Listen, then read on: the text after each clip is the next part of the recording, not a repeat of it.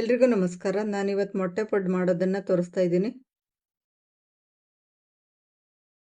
ಮೊಟ್ಟೆ ಪಡ್ ಮಾಡ್ಕೊಳ್ಳೋದಕ್ಕೆ 6 ಮೊಟ್ಟೆ ತಗೊಂಡಿದ್ದೀನಿ. ಒಂದು ಬೌಲಲ್ಲಿ ಹಾಕ್ಕೊಂಡು ಬೀಟ್ ಮಾಡ್ಕೊಳ್ಬೇಕು.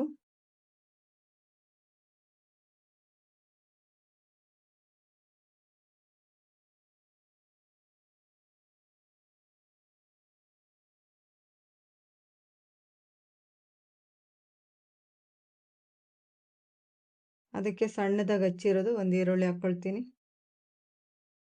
ತುರಿದಿರೋದು ಸ್ವಲ್ಪ ಕ್ಯಾರೆಟು,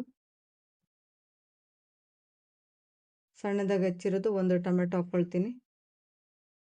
2 ಹಸಿಮೆಣಸಿನ್ಕಾಯಿ ಹಚ್ಚಿಬಿಟ್ಟು ಹಾಕ್ಕೊಳ್ತೀನಿ. ಕೊತ್ತಂಬರಿ ಸೊಪ್ಪು ಸ್ವಲ್ಪ, ಅರ್ಧ ಸ್ಪೂನ್ ಖಾರದ ಪುಡಿ, ಅರ್ಧ ಸ್ಪೂನ್ ಕಾಳು ಮೆಣಸಿನ ಪುಡಿ, ರುಚಿಗೆ ಎಷ್ಟು ಬೇಕಷ್ಟು ಉಪ್ಪು ಹಾಕ್ಕೊಂಡು ಚೆನ್ನಾಗಿ ಮಿಕ್ಸ್ ಮಾಡ್ಕೊಳ್ಬೇಕು.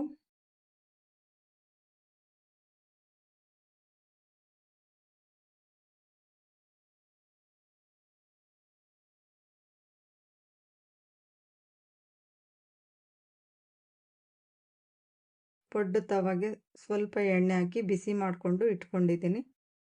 ಈಗ ಸ್ವಲ್ಪ ಸ್ವಲ್ಪನೇ ತಗೊಂಡು ಹಾಕ್ಕೊಳ್ಬೇಕು.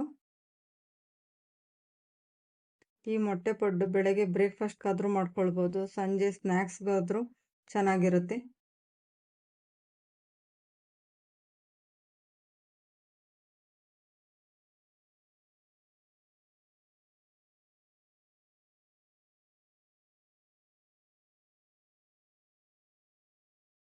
ಪ್ಲೇಟ್ ಮುಚ್ಚಿ 2 ನಿಮಿಷ ಬೇಯಿಸ್ಕೊಳ್ಬೇಕು. ಇನ್ನೊಂದು ಕಡೆ ತಿರುಗಿಸಿ 2 ನಿಮಿಷ ಬೇಯಿಸ್ಕೊಳ್ತೀನಿ.